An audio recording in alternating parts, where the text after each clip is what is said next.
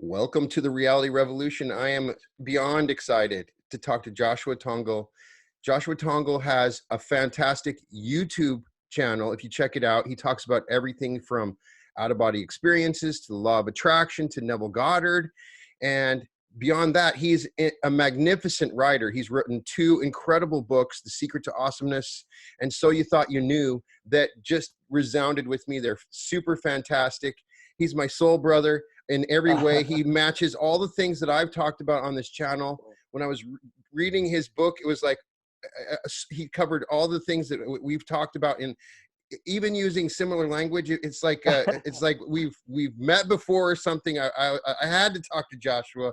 So thank you all the way from the Philippines. How's it going, man? Yeah, awesome, dude. That's good. Yeah, just chilling out here. It's almost midnight, but I'm excited to be on your show, dude. Appreciate it, Brian. Well, thanks for coming on. It's 7 a.m. here, so yeah, I know. Thanks for doing that for me. It's early for me, late for you, but it's all good, man. We're all here, so Awesome. it's always fun to talk to somebody else that's been on the journey and clearly gone through some of the ups and downs and kind of tested out reality in so many different ways and come up with your own experiences and philosophies around how the universe works.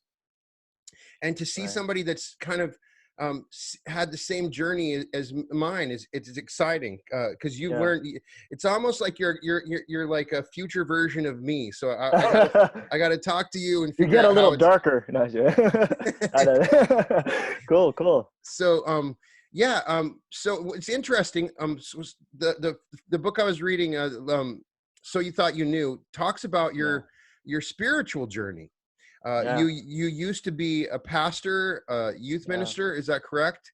And I'm with that all the way. And so there's a culture that comes about, and the way that you're taught about God. What I found interesting is, as I've kind of researched you wrote that book, and it's kind of like a summary of what Neville Goddard is saying before you really started talking about Neville Goddard. It was like you basically summarized Neville Goddard before you had started reading Neville Goddard. Am I right? Right. Yeah. I didn't know Neville Goddard. When I'm listening to this going, and I looked at the date, and then I looked at your other videos, and it was like you were basically Neville Goddard before you had actually all the knowledge and information. You're saying all the things that Neville Goddard is.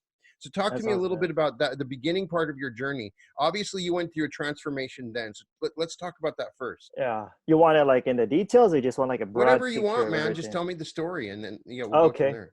Yeah. So, as you read in the book, I was raised in a Christian home. And if you're able to kind of identify a little bit of my journey, you know that there are more than one type of like Christianity. There's many types of Christianity, even though we just say, are you Christian? It's like, yeah, well, what kind, right? So I was actually part of what you would call the charismatic kind of Christianity, meaning that we were the kind of Christians that believed in what's called the supernatural gifts of the Holy Spirit. So we weren't like the conservative types of Christians who said that all of that miraculous stuff ceased when the Bible was completed, or it was only there during Jesus' time. But actually, our branch actually believed that all that stuff still continued today. So I grew up in that culture, which some people would say is kind of extreme, because we saw some weird stuff, or what some people would identify as weird, where it wasn't just things like people speaking in tongues or prophesying, foretelling the future.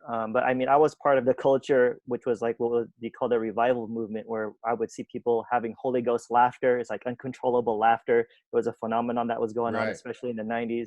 I saw people falling down left and right. That was like called slain in the spirit. That's happened to me.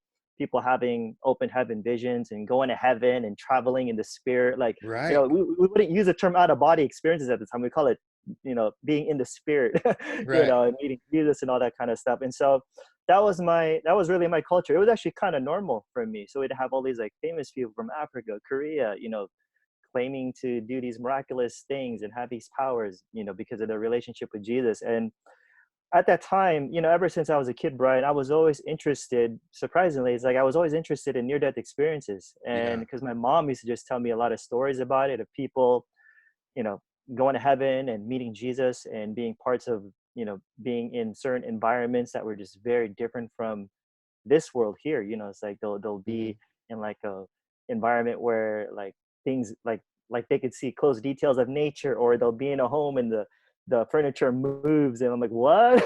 Just like very weird stuff that just doesn't seem normal or realistic, so to speak. And I really ate that up because I was just like, wow, that's really cool. And they met Jesus. And like, I would really want to have those kinds of experiences. I just don't want like the near death part, but like Right. the other stuff is like really cool.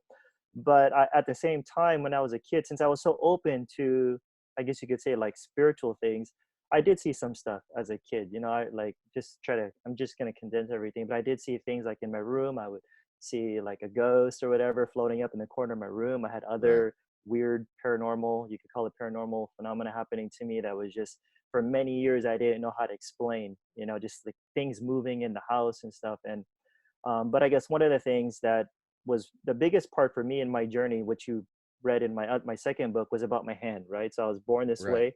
I was born with only one hand, and so when you look at it with the perspective that I had, being born like this, I was teased a lot, which is pretty Hmm. sad. Like it's just whack. You don't wish that on any kid, but I was Right. teased a lot, and because of that, unfortunately, it got to me, Brian, and I got very insecure and Hmm. just like, oh, dude, no one's gonna like, girls don't like me or whatever, and but within my world was this God who supposedly does miracles, right? So I mean, if he could part the seas, give deaf, give hearing to the deaf or sight to the blind, why can't he give me fingers? Because I'm like, oh God, Jesus, I'm hurting. Kids are making fun of me. Can you give me two hands? And I would like cry, like pray every night, hoping, hey, when I Yeah. wake up, I'm gonna have two hands. I mean, I really did that for many, many years as a kid. Of course. And so I would go to all these different crusades. And of course, a lot of people are like, Josh, who cares? It's not a big deal. And I'm like, yeah, I get it, but this is my experience. I was really hurt as a kid and I wanted to have, like normal hand. Of I just had a course. hard time Yeah. accepting it. And I would go to all these different types of faith healers at the time, like the big names. Just to let you know, I'm from California too. So, Right. I'm Right. from LA. And so, yeah, I went to all these crusades. I would try to get healed and nothing would happen. And so that was like a really big struggle for me. But the turning point, so imagine I did that all those years, but the major turning point was when I was 17. And I found out like the biggest faith healer at the time, which without mentioning this person's name, Right. was in Anaheim, California. And so Miles I was away. like, there you go. And I was Yeah. telling my friends, I'm like, you know what? I'm going to go to this crusade and I'm going to come back with two hands. And I told my friends that, like my non-Christian friends, to try to like witness to them, as like a Right. testimony to believe in my faith and stuff. And so I went to this crusade. Nothing was happening. I was getting really discouraged, and I told my friends like, "Oh, take me down to the stage, dude. Maybe when the guy lays hands on me, something's gonna sneak and happen. Like he'll lay hands on me, and he's anointed. Boom, Right. Tried going down. Place was packed, thousands of people. He said, "Come back tomorrow." I was like, "Ah, crap, dude." Like I was embarrassed first of all, but at the same time, of course, I was hurt. I Yeah. was really disappointed. Went back the next day. Obviously, nothing happened, and so that became a major turning point for me, dude, because it wasn't that I became bitter towards God the way I understood God at the time, but it was more of a realization for me at that time of like, oh, maybe this stuff doesn't really happen today, because it's like growing up as a charismatic Christian, I never saw fingers grow or missing legs or arms grow out. Like I Right. remember going to church and people speaking in tongues and falling down, but I'm like, what's kind of supernatural about that now? Like I was really questioning everything. Like it was very, I did a lot of introspection, just like wondering if I was lied to, or I was deceived, because Hmm. there were just a lot of bold claims, but there was not much that I was seeing. And so at that same time, when I didn't get healed and I started questioning things, I found out that one of my teachers at school was a Christian apologist. And are you familiar with that term apologetic stuff? No, let's talk about it. It's just explain it a Okay. little bit. Yeah. Yeah. So my teacher was an apologist. I had no clue what an apologist was when I was Yeah. 17, but basically it's somebody who defends something. So there's other religions that have their apologists, but mine was within the context of Christian apologetics, which is how to defend the Christian faith. So that was a Right. Okay. whole new I'm aware world to me, of that. dude, Yeah. because look at me, who when I was a kid, I believed everything, dude. I mean, when there's a guy coming from another country claiming to do miracles, I believed it. Oh, lay hands on me. I did that Right. for all my life as a kid. Now all of a sudden, this teacher started telling me to start questioning things, and I'm like, oh, that's true. Like, well, how do I know this stuff is really true? And I'll be Hmm. honest, like I did assume Christianity was true the whole time, It's Right. not like it messed up my faith. It was more of I just wanted to have good reasons why I was a Christian. And so I immersed myself in that world of academia and intellectual Christianity when I was 17. Like it totally changed my world where I became super, super skeptical.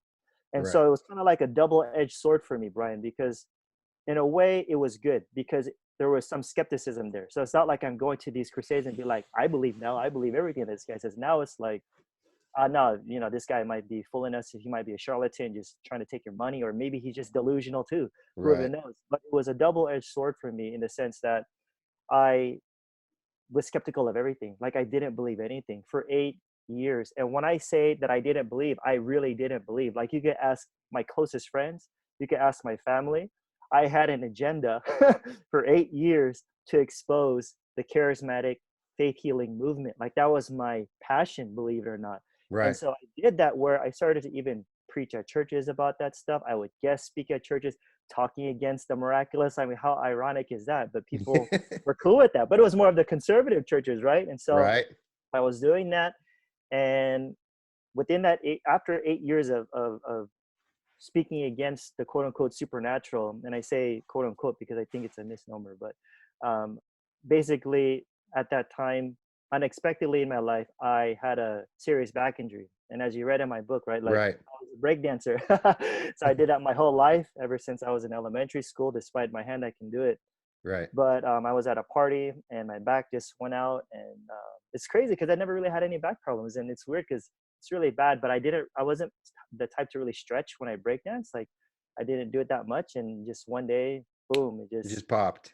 yeah, like it was really bad at Yeah. a party. I'm like, what is this, dude? And everything below my waist just got super heavy and numb. And long story short, with that part, I ended up having what's called a herniated disc and Right. sciatica.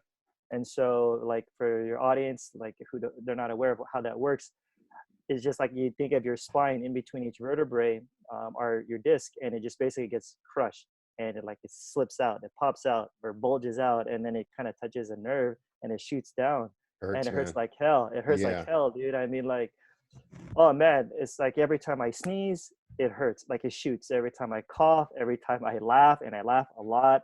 I mean, I would cry myself to sleep almost every night because I'm like, what happened? Like I can't even walk. Yeah. Honestly, bro, I can't even walk normally. It's You know, bad. Yeah, it's rough. I can't even. So I would literally be the type of guy in my early 20s where I had to hold on to rails like everywhere that I went, and Hmm. even this was in college, and you know, everyone's telling me get a wheelchair, get a wheelchair.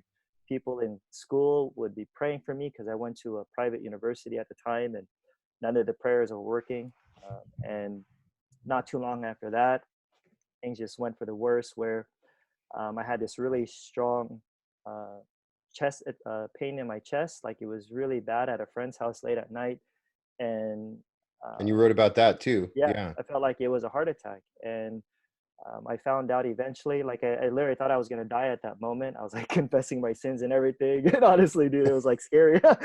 And then it was a stupid thing that I did where I decided to just endure the pain and just sleep it off. I just knocked out. But then eventually I went to the hospital.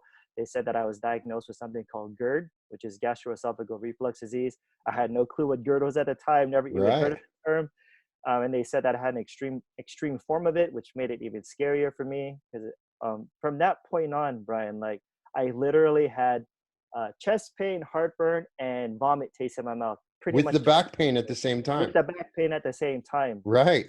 And it's crazy because I'm not even joking. Prior to that really bad attack in my chest, I don't ever remember having heartburn. Like if I ever did, it must have been so subtle that I don't even remember. But there Right. was never like a build up to it. So it just hit me like that. I was like, Oh, what's going on? Like these two major things in my life. You know, I'm not even thinking about my hand anymore. It's like I've accepted it as a skeptic. I don't believe in that kind of quote unquote right. supernatural stuff. And um, then what happened? I did physical therapy. I had a bunch of Asian friends telling me, "Do acupuncture, it works." I did that. That didn't seem to work, and I was just getting worse. Literally, I was just getting worse and Hmm. worse. All the exercises I was doing, changing my diet, just eating Subway or whatever, like nothing was working. And give me like a little candy, like a lifesaver. I'm like screwed up the entire day. So you can just imagine. I really was wondering why is my life falling apart at such a young age, and I was serving at a church as a pastor. So you know, you kind of question like I don't really deserve this. I mean, I'm like, I'm doing good. You know, why is this happening Right. to me? And um, so what happened was that another turning point happened, and this was back in 2006, which really changed my life. Now, this Hmm. isn't in my book because this is going to be possibly in a future book, but my life changed when I met this guy. His name is William Beeson, and he was Hmm. sharing his story about how he was, he would say, is miraculously healed. And remember, at that time, I don't believe anything. None of that stuff. It's all Right. BS to me. I've even heard like resurrection stories during my skeptical period. I'm like, come on, man, that would be all over the news, you know? So like Right. nothing. But I'm hearing this guy. There I am in my pain, listening to this guy's story. They called him like a modern day Job. And for your listeners, Job was a person in the Old Testament, whether he's real or not. It was a story about a guy who just suffered a lot, right? Right. And they call this guy a modern day Job. Willie Beeson had a surgery. Basically, his back, the disc in his spine ruptured, which eventually he had to get surgery for it. Obviously, he had 5 surgeries. When you have one surgery, you're never the same. So he had 5. Right. He had to get 2 more, a total of 7. He had no blood flow in his left leg. It was going to get amputated. He was super, super skinny after his all these things started happening to him. And before, he's this really big, bulky guy. So it's like his life was going downhill. Family problems. His business started, going down and everything. So his life Right. was like a living hell, obviously. So I'm listening to this guy's story, very open in a way. I don't know. I guess I was just desperate at that time. And he eventually goes to a church where they have a healing service. And he goes to this church to get prayed for, just for his wife, because he doesn't really believe in this stuff. He didn't expect much, but he did it for the sake of his wife. He just wanted to die. And he was depressed. He heard a voice, literally just heard a voice somewhere, I guess it was like around his head or whatever, saying, "You are not going to die." And then he was sharing that when he heard that voice, he knew it wasn't the faith healer, because the faith healer had a very thick Korean accent. And that Yeah. voice really just came out of nowhere.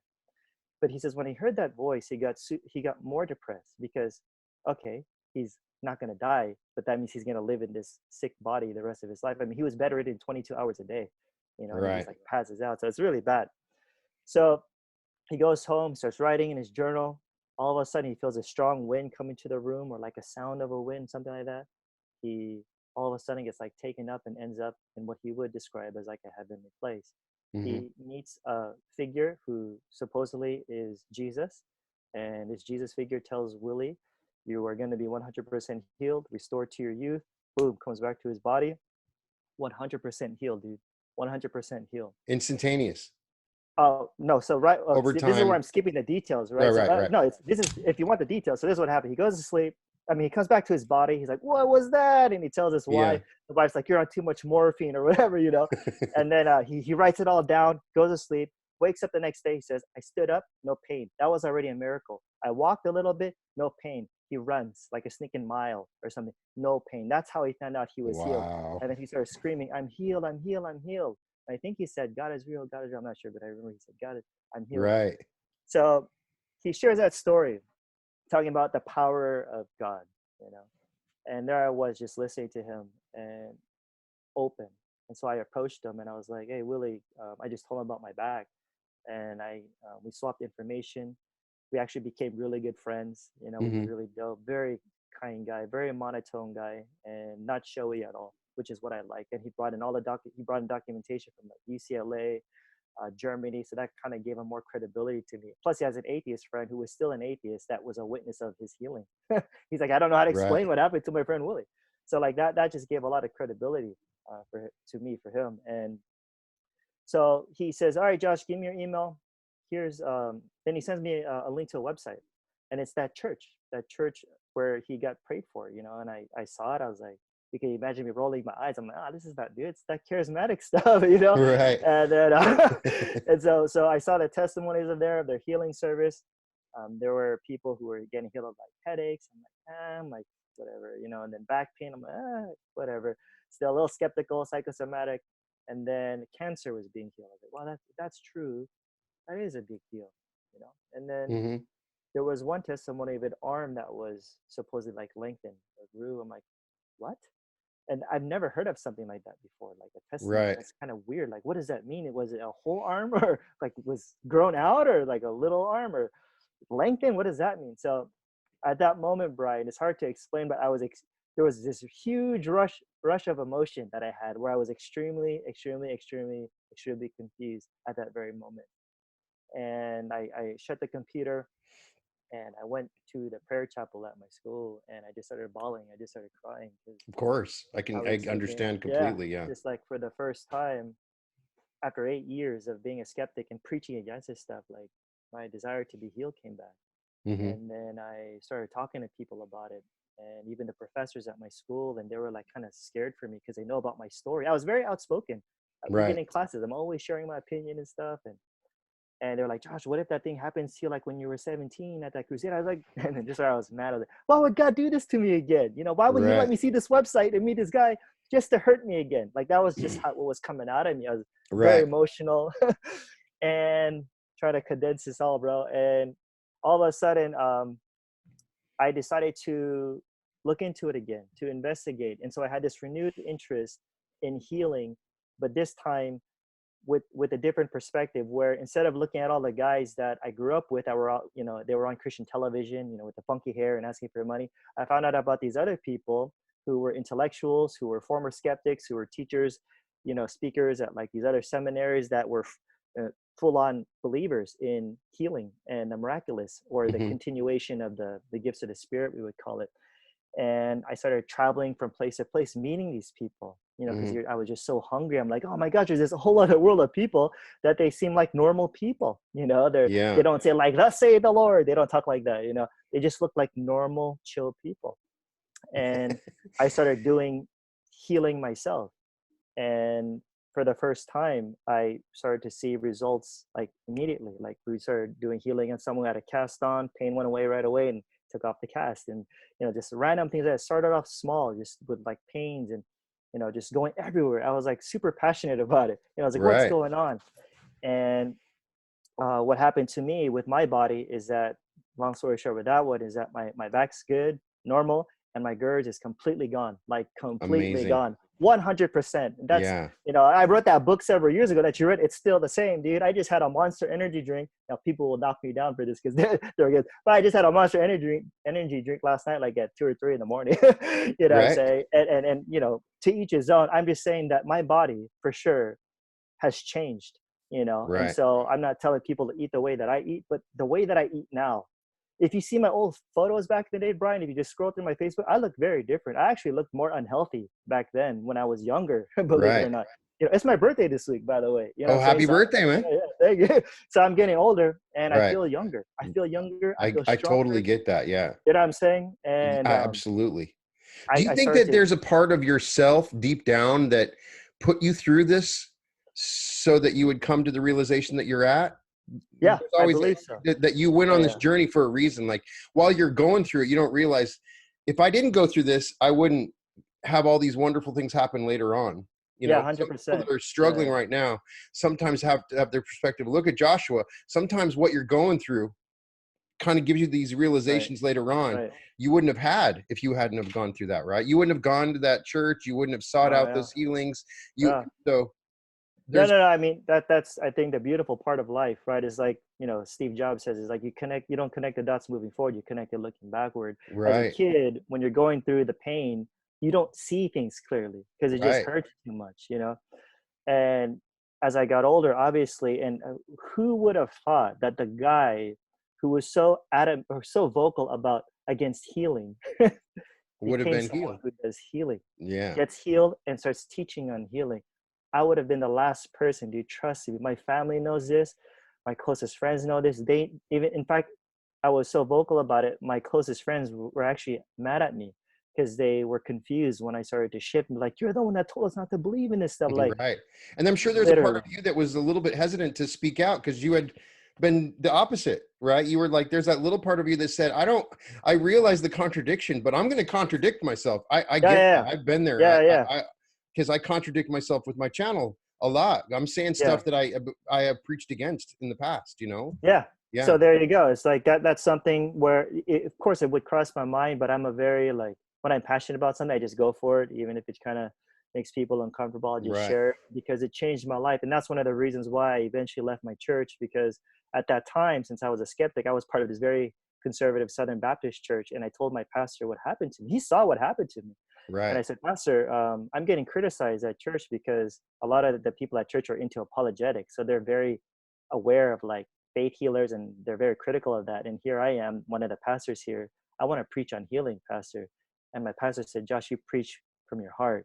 And so I went full on like every single Right. week. And you could see the eyes in the audience. The young people loved it, but the old people, they weren't having it. They're like, you're Right. trying to be like that guy on television and blah, blah, blah. Like, Right. no, it's changed my life. I got healed and blah, blah, blah. And so that was like a big struggle for me, where I became churchless for quite some time. And I Yeah. eventually left the ministry because I just felt like I couldn't fit in.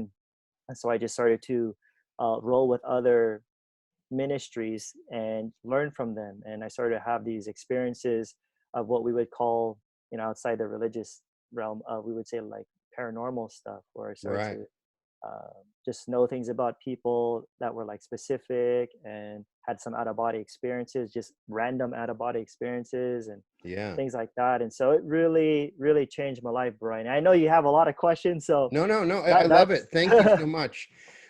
When I watch your channel and read your books, I've met a lot of people that talk about the law of attraction.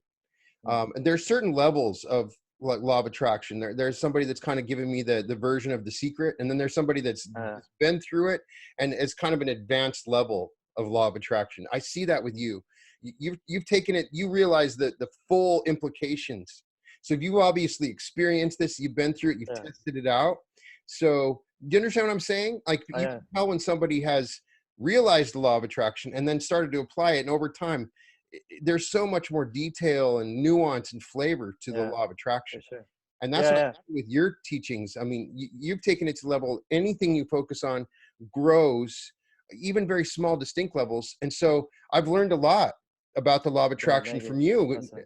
thinking that I'd known it all, but no. And so I wanted to talk about a little bit of your book, Sure. The Secret of Awesomeness, talks a little bit about Yeah. it. So when did you start really applying and exploring the law of attraction? After you left the church, or was it during that Yeah. time, or when was Yeah. it? So here's what's interesting, just kind of looking back and reflecting on my life, right? If I were to filter it, like, I didn't know that my Christianity of the supernatural stuff was actually law of attraction. It's just Right. completely different lingo. Because when you look at our teachings back in the day, as a Christian, I don't Hmm.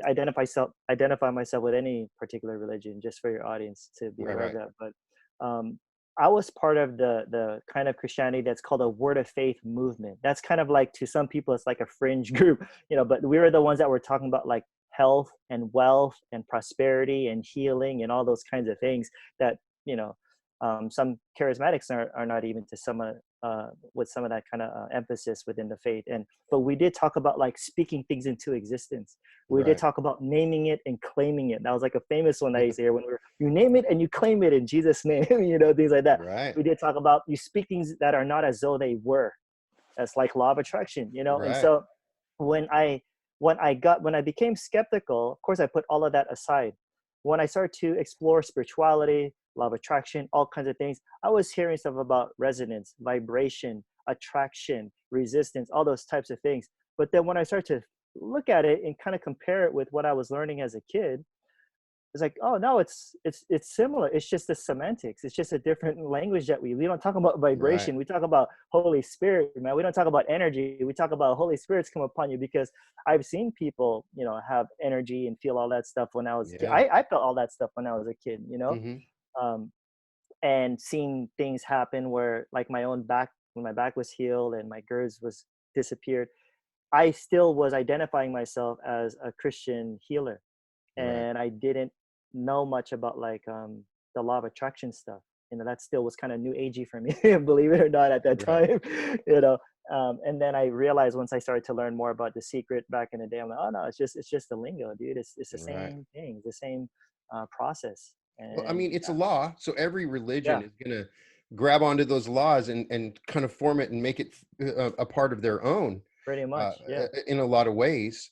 yeah, But what I find, and I think maybe you have found, after you kind of like move away from Christianity a little bit, that part of yeah, you, and you realize Christ was like the best law of attraction teacher you know, when you go back and look at what the dude was a master, you know. Ah, yeah, for sure. You know, Yeah, people for have tried sure. to attach all other stuff with what he said, but really he was just like, hey, you can have anything you want. All you got to do is this. Oh yeah, And ask, everybody believe, tried to, receive. Yeah. you know, create something else out of it. But if you want to know one of the best law of attraction teachers, it was Christ, right? Oh Jesus, yeah, right? He for was sure. awesome, He right? he demonstrated it. I mean, like Exactly. he healed people. I mean, his words were powerful. Look at the influence that he has even to this day. Yeah. I mean, I look at it even at my own life of where, it's true. Like, if I'll be honest, bro, like if I didn't get healed of my back and of my GERDs, who knows where I'd be when it comes to the topic of healing, because there's only so much reading that I can do, right? Right. If I'm reading like dozens of books, I'm meeting all these people who claim to be healers, and I'm going from conference to conference. Unless I experienced it myself, I don't think I'd be as confident as I am now. So the reason why I feel like I have some confidence with this is because I've seen it in my own life. It's not just Right. like, oh, I heard this, I heard that, which is fine. But for me, I needed to know, especially because of the pain that I've been through and my skepticism that I've had for so many years, that was really hard for me to get out of for a while, Right. I really needed to see something. And it was through a person's story that kind of catapulted me, to kind of explore it. And then it led to my own healing, which Yeah. really changed my life, bro. My healing changed. That's why I didn't give a rip when people were criticizing me, saying this stuff is like Because you cultic, already or knew. I already knew. And it Yeah. wasn't making me a bad person either. It's like making me a better person and helping me to understand that, hey, you don't always have to just tell people that you'll be healed in heaven. Like we were giving people an opportunity to try to get better. And, we've been Right. able to see that the past for several years. So in your channel, in your book, you've also had some interviews. You do explore the quantum nature, and you look Yeah. into the quantum physics part of your book, you know. Yeah. And so there's definitely if, for the skeptic, you're not just this is not just a spiritual thing. Yeah. There's science behind what we're talking about, and Sure. you're touching upon that in your book, right? Yeah, I believe so. I mean, I'm not a quantum physicist, but just Right. from my Right. understanding, from my reading, seems to be that science is there's an explanation that they have for some of these things. Obviously, there's other things that they don't understand, like stuff when it comes to the afterlife. But when it Right. comes to like law of attraction, I mean, you'll have guys like Dispenza, Braden, all these dudes that are combining spirituality and science together, showing that they're not mutually exclusive. And so I write it in my book. I just do it in kind of like a chilling and a fun way. Right. You based by the title, right? And I can't recommend it enough. Anybody out Thank there, if you. you want to read a book Appreciate that that. really captures all this stuff, Yeah. check both of those out. Yeah. Uh, so at some point along the way, uh, you found Neville Goddard, and you got some Yeah. really interesting videos. Um, as with mine, I didn't start talking about Neville on my channel as much, but we were both kind of at a similar point. I don't claim to be an expert. You know, I'm Yeah. still exploring Neville Goddard, Same here. but it resonates with me. Yeah. Same here. That's why I'm finding it interesting. Yeah. And so, uh, just talked a little bit about some of this. You've adopted some of his techniques, and I just wanted to Yeah. get your perspective of how Neville might have improved upon what you'd already Sure. been through. Yeah. Neville is amazing, dude. Honestly, it's like Yeah. I, dude, just stumbling upon his work years ago, because I did reference it in my second book, right? So I Right. was already aware of Neville at that time, but it was only recently when I'm like really immersing myself in Neville, even though I heard of him from back in the day. But I was actually, believe it or not, I was actually using his techniques because, in a way, the Bible teaches it, right? So even as a Right. Christian, like I said, so if you were to ask me, Josh, how did you get healed back in the day?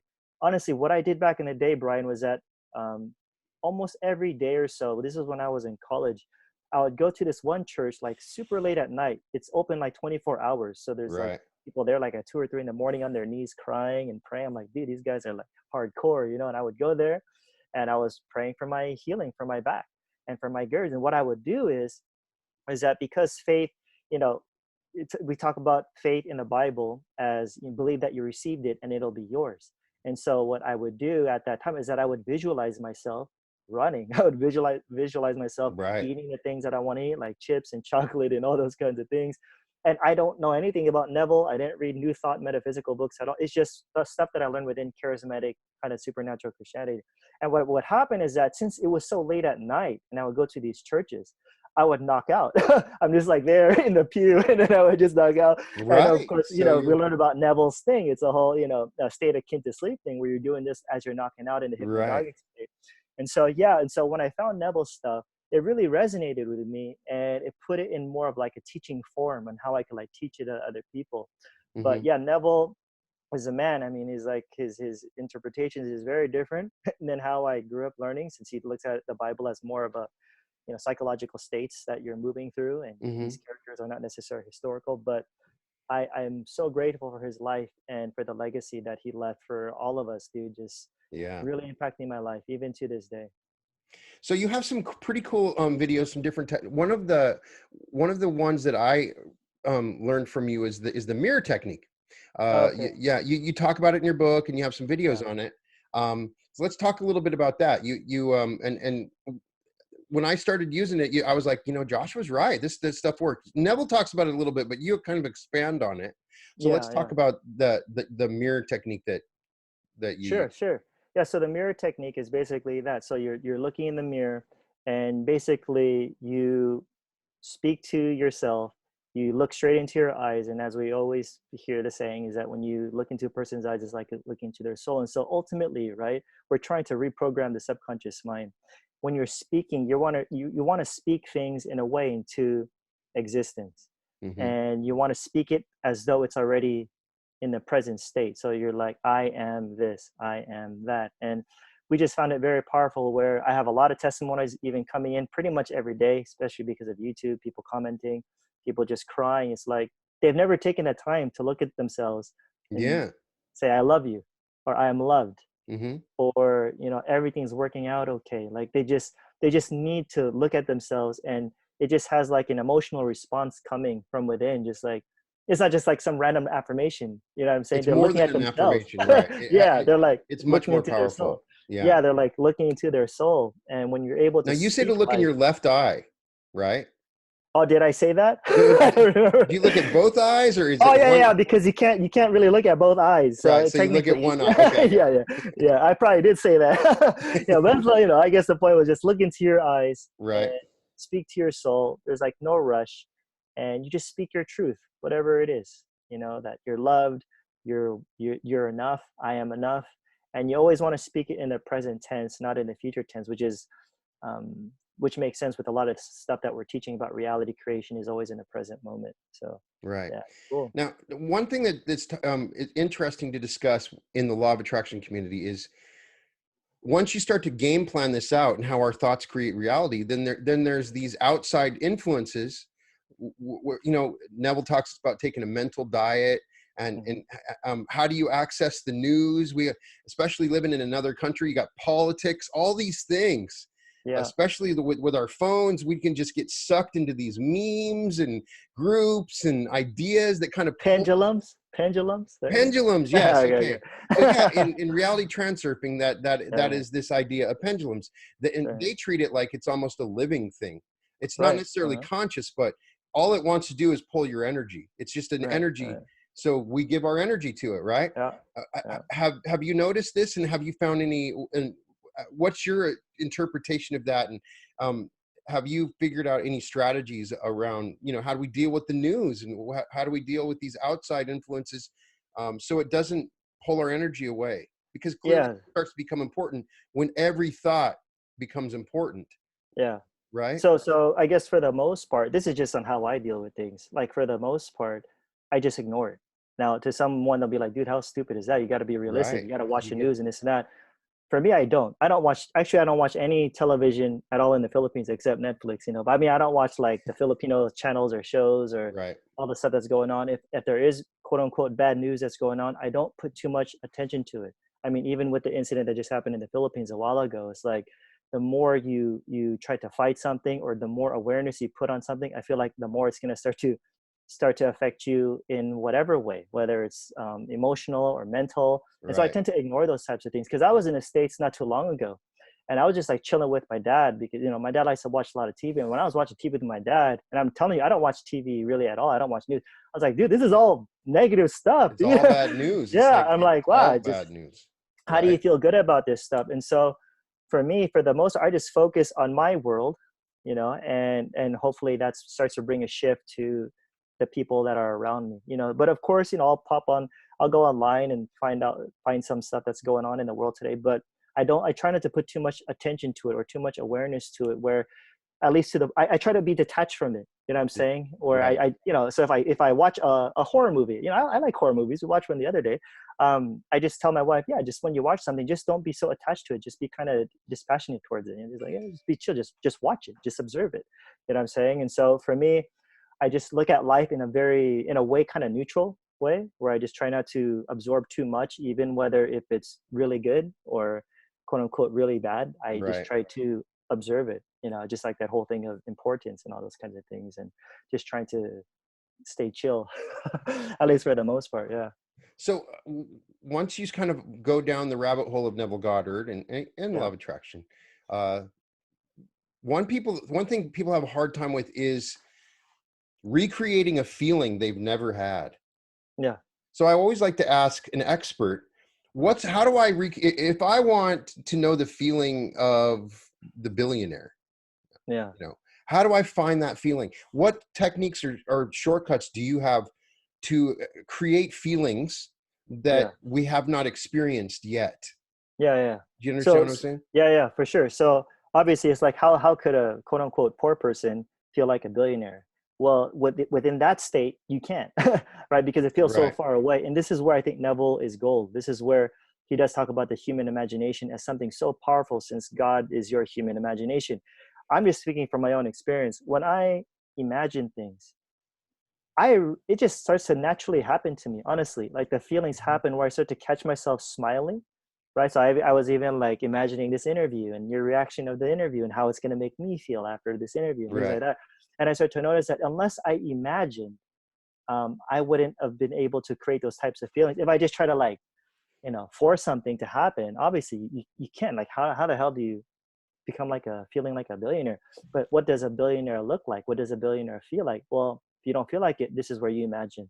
This is where you go within and you play around with what you can create in your mind. And that's just for me. There's no like particular, this is the right way to do it. I Do you mean, there's a feel lot of stuff in your techniques. body? Like, do you I do. have in your Yeah. stomach, like your cheeks? Do you feel like kinesthetic sensations? Are you able to Yeah. recreate specific kinds? Yeah, sometimes. So Is my it body, I'm very, like, for myself, I'm very sensitive to like energy. So I feel stuff all the time. right? So even like when, I started reading stuff about the plate and all that stuff back in the day, and I'm just, oh yeah, I feel that stuff on my back. And Hmm. so even before I start reading about that stuff. So like for me, I do, not all the time, but I do tend to feel the emotion where I always catch myself smiling. Like that's how it's like a good sign for me when I'm just Oh, like okay.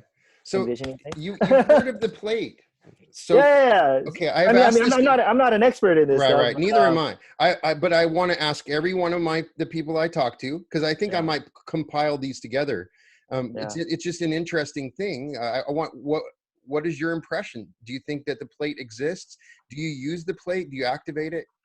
Yeah, People that honestly, people that don't know, that are watching this for the first time, there's a theory that there's an energy braid that's connected to the back, somewhere in the back of our head, that maybe extends down to our back, that has some fundamental connection with states that we move into, and may have an influence on how we maneuver into future realities. That's the yeah, best way I can yeah, yeah, describe it?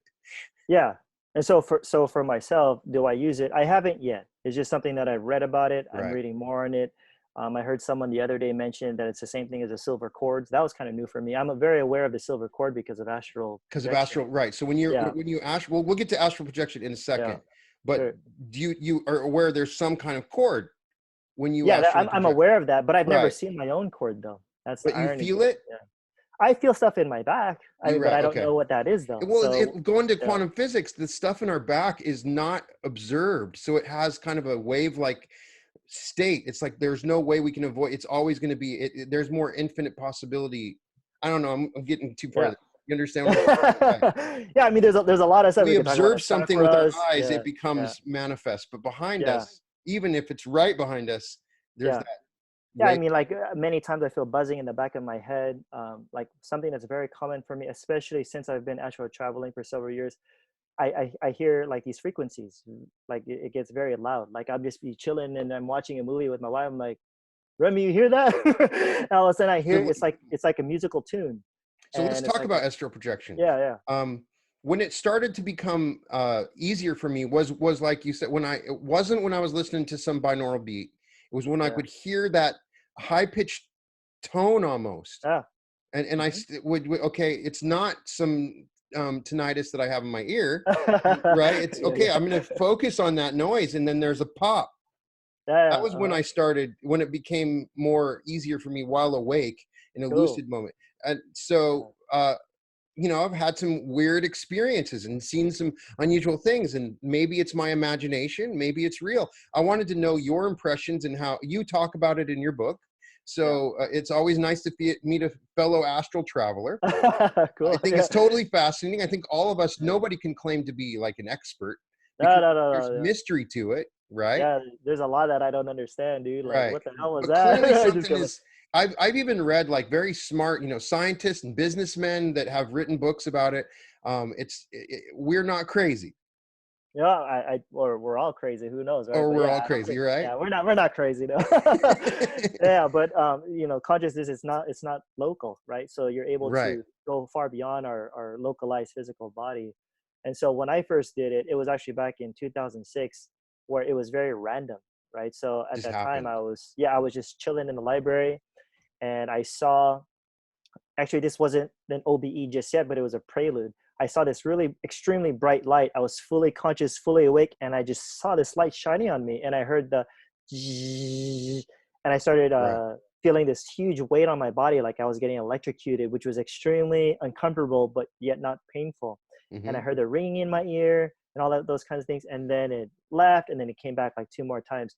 After that happened, I was like, what was that? I don't know what that was, because I don't, when I hear about near death experiences, I hear about people going to heaven. I was like, what was Right. that thing that just happened? So the vibrational stuff was completely like foreign to me. Not too long after that, it happened again in the library, where I was lying down on a beanbag in one aisle of the library. All of a sudden, that vibrational stuff started happening to me, and boom, I popped out, and I was in another aisle of the library. So that was my first out of body experience that I could recall of, that I'm aware of, and it was very dim, but I saw it. I saw the library. I saw the aisle. I was like, "What am I doing here? I'm in another aisle." Then boom, I went back to my body. Right. Years later is when I started to look back and learn more about out of body travel, because, like I said, I was only aware of near death experiences. I wasn't into astral travel. That sounds like too new agey for me back in the day, Right. right? So when I learned about astral travel and how you could have these experiences without the near death part, I went all in, dude. This is just my personality. I think we're Right. similar in that Yeah. way, Yeah. Yeah. or Let you something. know. Let's go, man. Let's You go. just go all the way. And then I was learning all these different techniques, reading all these books, and I'm like, all right, Remy, I'm gonna out of body travel tonight. I'm like trying to speak it into reality, and nothing would happen for like several Right. months. And then finally, after a couple of months, boom, it happened, Brian. And from that point on, it just got pretty easy for me at that time. And I would have it like several times a month or a week, or even in one day, and Well, just let's really talk about your change my experience. world. Have you seen anything that like is unusual on Of your course, yeah. journeys? Yeah, I mean, I've seen on you. I had one just recently the other day, where Yeah. I had an experience where I was literally in the air and fully conscious, fully awake in the air, falling down from the sky, and I ended up in this place that looked like a medieval place, believe it or not. And I Yeah. saw this person that was humanoid looking, but yet they had like a. This sounds so weird, No, but no, they had like a. nothing's weird. It's all good, man. Don't worry. It sounds like all science fiction, but they had like a tail, and I was like, oh, Right. that's it. But they look human, And I've had other. This was just like last week, dude, and it was super clear, super conscious, the way that I am right now, fully awake. And Right. I've had other places where I was in these environments that were, in my opinion, like otherworldly. I don't know how to explain it. Where also like been on like a spaceship and things like that. It just sounds kind of funny to Right. some people. But yeah, just I've had the spaceship. yeah, I've had yeah, the other, what may be another planet or another dimension. right, yeah, I want to know. There's a part of me that wants to go back to I sure. wish that I could have the ability to go back to places. Yeah, Sometimes uh-huh. that's the only thing that sometimes it seems like I'm taken to places, but I Same here. I Same want to here. be Yeah. able to revisit, like, okay, I want to go explore that place I was at. And it's like I don't have a choice. Maybe I'm warming Uh, up to that, yeah. I that's mean, I think in some ways I've had experiences where I was just kind of didn't feel like I could control it. Like I was just right. there, and all of a sudden I'm taken somewhere else. For the most part, I'm able to control what's going on once I'm at a particular location. But where I am at initially, I don't know how I get there. Obviously, I Right. was like, oh, what? I mean, Now, when you started, did you feel way more empathic the more you start doing the out of, I don't know, I just felt like my empathy level, the more I started traveling out of body, is okay. like I became more sensitive to when I'm like, if I'm in a party with like, Yeah, then yeah. I'm feeling everybody's emotions. Maybe it's not related, but it felt like it Sure, was sure, magnified once I started doing sure. I'm just speaking from experience. For me, I didn't notice much of a that. Okay. change. I think I've heard stories like that where people kind of became more psychic and stuff after their experiences. My stuff was happening more so when I started investigating the healing stuff back in Right. 2006. That's when all this stuff started happening. Um, as for the OBEs, when I would come back into my body, I didn't notice any difference, to be honest. But it made me more aware of the other realities that are quote unquote Right. out there, and good reminders for what I'm doing here. So Right. let's talk about a semi-controversial subject in the Neville community. Um, Okay. it's human nature. We want to be loved, and we want to be in a great relationship. You know, we want to find the Okay. love in our life. And so a lot of people are attracted to the Neville Goddard, and they attach some of those teachings, and they think, oh, I can go and this one guy down the street or girl down the street, and I can make that person love me. And so I've been accused. You don't believe that I can manifest a specific person, Brian. I can't. I won't ever watch any of your stuff again. Well, I'm not Thanks. saying that. I don't know. Let's discuss it, because can I manifest a specific there's this beautiful girl down the street, man. I totally want to I want her to come over, and we're going to have a great time. Yeah. Can I manifest her to come over to my house? Yeah, I think in general, right, if that's the way law of attraction works, it's something that you want. I say in a general sense, you can, Right. but if I remember what Neville talks about, doesn't he keep it kind of broad of just thinking Right. about In making it my more so of being far, happy? he's Yeah, saying the state is going it's to the attract. state. It's the state. Yeah, of being Right. happily married, right? And so it might be somebody else, but I think in general you can do things with Can do anybody. it. Right. Yeah, with anybody pretty much. But I think in general, if I remember what Neville would say about it, it's more so of being in a happily married state. And I guess it might not be the person that you end up wanting initially. Right. Am I correct? You So I'm you even were asking you. Yeah, in a loving relationship when you moved to yeah. Philippines. But that was because more of a state, right?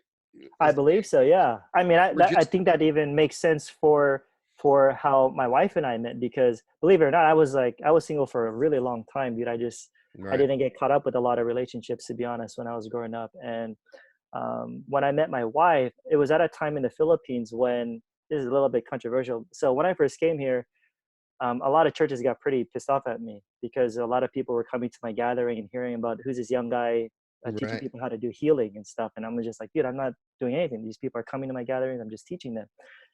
Next thing you know, it was getting like, yeah, I was learning to just be content with my life in general with myself. I've been single for a long time. I Right. actually thought that I was going to meet a Filipina girl here, like my first year. And I didn't, I've met so many wonderful people. They're gorgeous people here, dude. And I just didn't fall for anybody. And Yeah. when I was hearing a lot of these negative things about me here from the mega churches here, believe it or not, they're the mega churches saying that I was like a cult leader and this and that. I was like, what? I'll be honest, I got a little bit paranoid, Of just a little bit, course. Right. because I was getting text messages from people from mega churches, and I was like, oh, this is kind of cool, but kind of not. I'm like, wow, they're paying attention to what I'm doing, and I'm not. I'm just chilling and teaching, and it's like, you know what? I think I want to go back to the States. And I told some of my friends here that week, I'm like, I think I'm going to go back to America because I just felt like I had more backup, so to speak. Right. And so I wasn't really thinking about getting a relationship anymore. But during Hmm. the whole year, I was like, I'm excited to like meet people, different Hmm. women, and nothing happened. But that same week, bro, when I decided I'm going to go back to America, and I didn't even do it, I met my wife. And it's funny because Right. my wife was very new to the Philippines too, because she was only there for 2 weeks in the Philippines because her grandma passed away. And it was so random. She's like, oh, I got to go to the Philippines. My grandma passed away. I got to be there for my dad. And so she came, and we literally just met 2 weeks when she arrived. And then we got together like right after 2 weeks after we met. And then we got Hmm. married exactly a year later. So yeah, it's That's interesting. awesome. It's like when I didn't put too much importance on, what I'm saying, like on a Right. relationship, and I just kind of just became chill about it.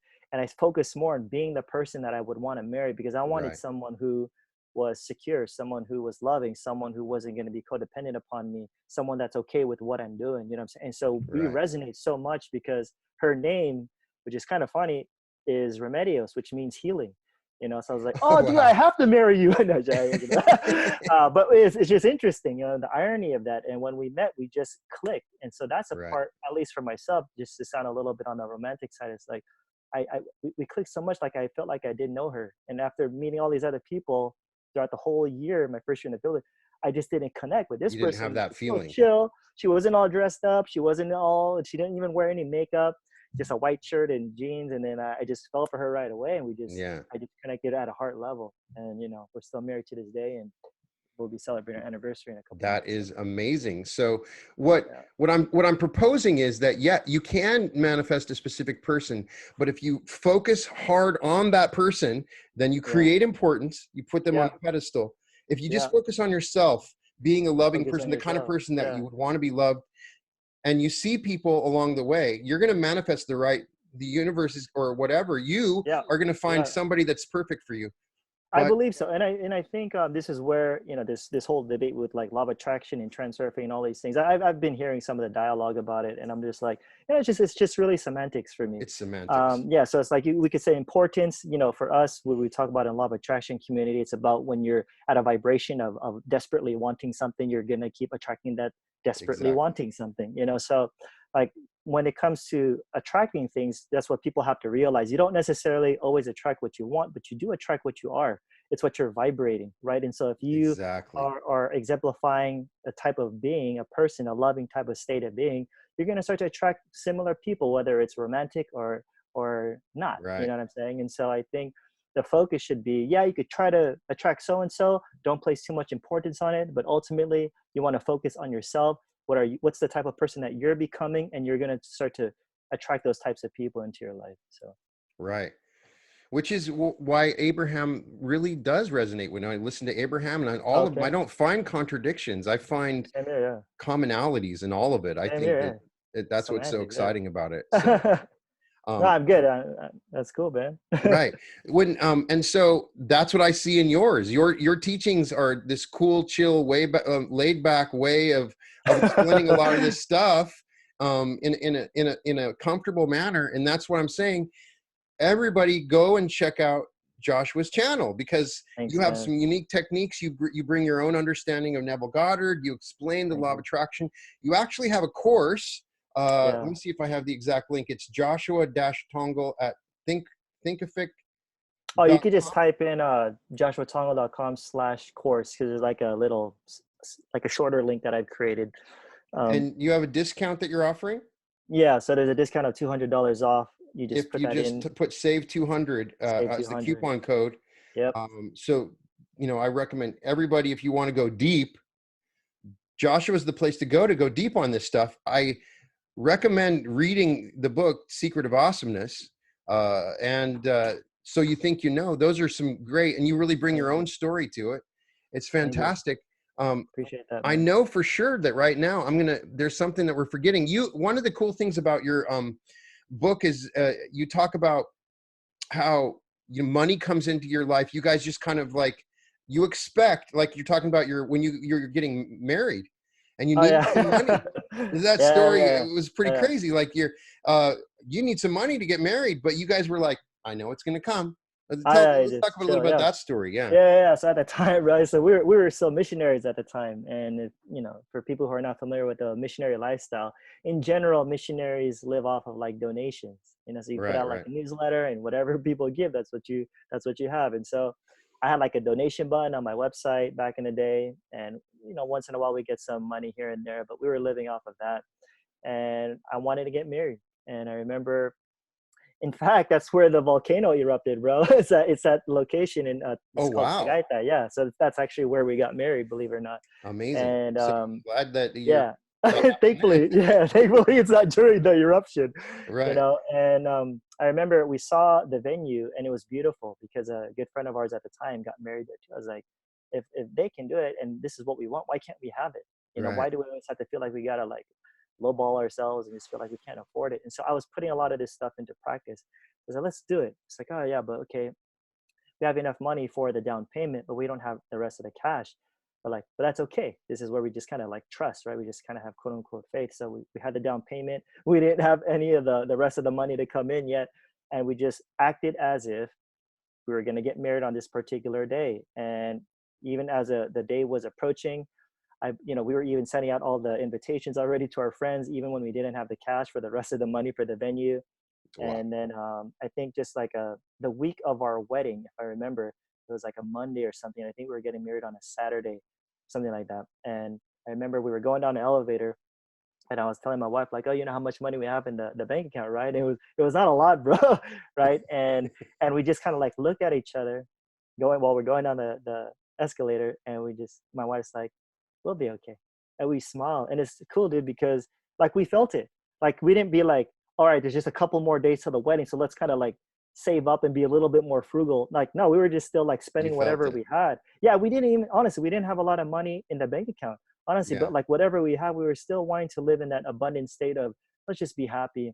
And then about, was it the day before, I think, or the day before of our wedding day, then we got like several $1,000s. It was like way more than enough of what we needed. And I just wanted to get emotional and just like, oh, it's thinking works, and it was just little things like that where, yeah, it caught me a little bit, sometimes you have your doubts here and there, Right. especially as you're trying to practice these things. And it really changed our lives, just like learning the science behind it, because this is something that my wife likes too, with the stuff that we've been teaching and learning for the past several years, is that back in the day we just held to the metaphysics of like the Bible, like scripture. The Bible Mhm. says this, the Bible says that, speak those things that are not as though they were. But then when we started learning stuff from like Braden and Glipton and all these other dudes back in the day, this was back in like 2011, I think. It's like I was telling my wife, I'm like, you know what? It's just kind of, I feel just more confident with it though, because there's like a mechanics to it. Because back in the day, it's just like, if it's God's will, but what if God's will is not what I want, So it's kind of Right. like always You're like always up in the, questioning. Your yeah, it will was is always God's like, will, right? yeah, it was always like up in the air for me, like as a Christian. And so kind of like learning the mechanics of it, that when you ask and you believe you receive it, it'll be yours. Just like it honestly, it gave us more confidence to know that you can really get what you want in this life if you choose it, right? And I And hope that people that are watching this interview hear that message. Sometimes they may not have experienced it yet, or they have and they didn't think about it. When I hear your message, it resounds with me. Another cool story was when you decided to move to the Philippines. oh That's pretty yeah, crazy.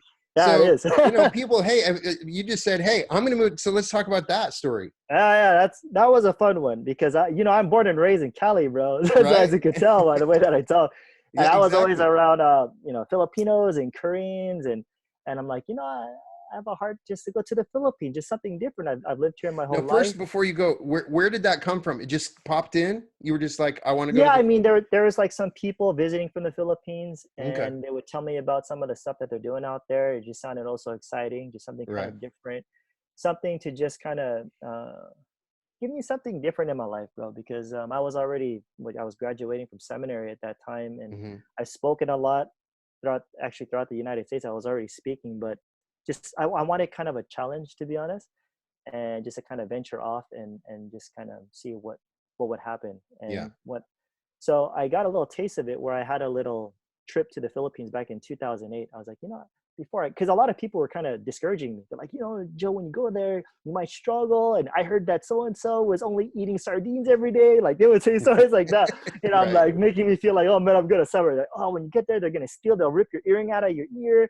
People will steal from you from the street. I'm like, oh my gosh, So I was hearing those kinds of stories, Of but course. Yeah. from other people that live there, they're like, they're saying all these wonderful things that are happening there. So I decided to go out here back in 2008 just for a short trip. I did a couple speaking gigs, and then I was like, yeah, I think I want to come out here and live here.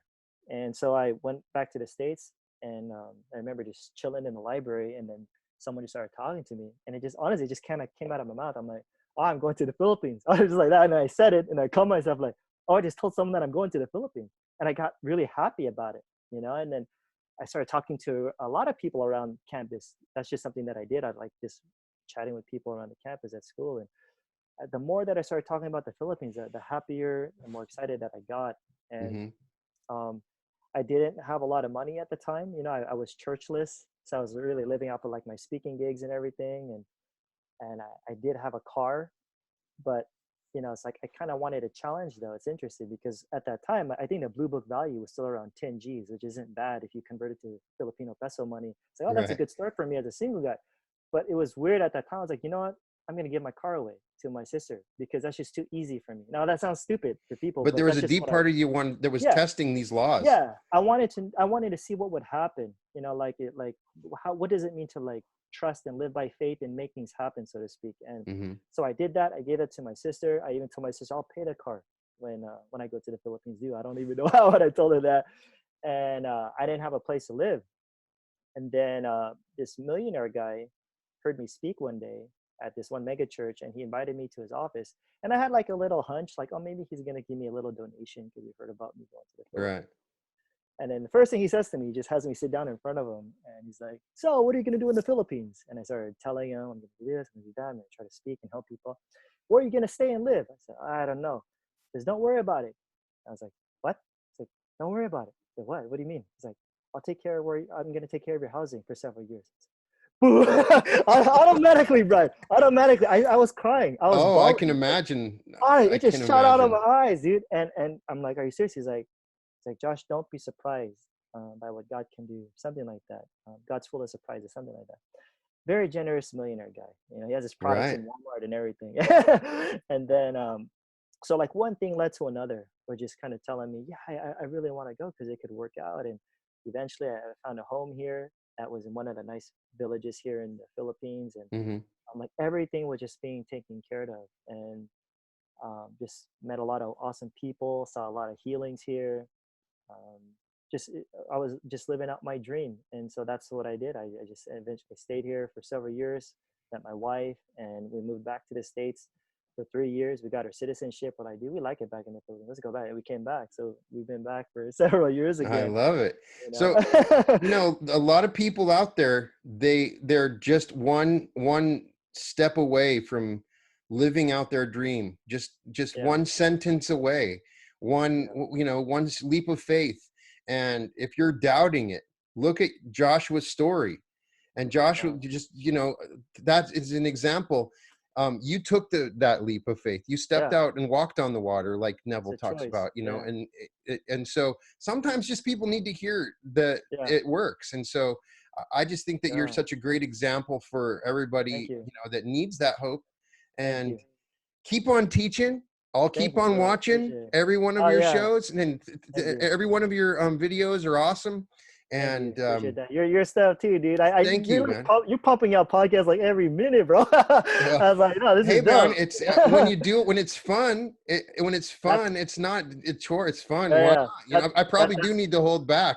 I've oh been no, no, told, no, it's hey, good. I was actually telling my wife, I was like, yeah, I'm gonna be on this guy's show. I was telling this at dinner today, and she's like, oh, who is it? I said, oh, it's that one guy because I played a meditation of yours before. uh-huh. And then she's like, oh, I like that. And then I said, yeah, it's that guy. She's like, oh, cool. I said, this guy, I said, Remy, this guy is just like me. Like we're like really into the same It's things. We talk true. about the same thing.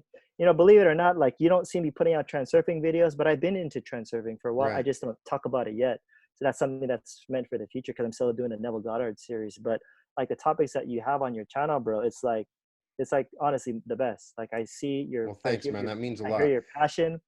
I sense your humility of just being a learner, being a student, and just really wanting to help people.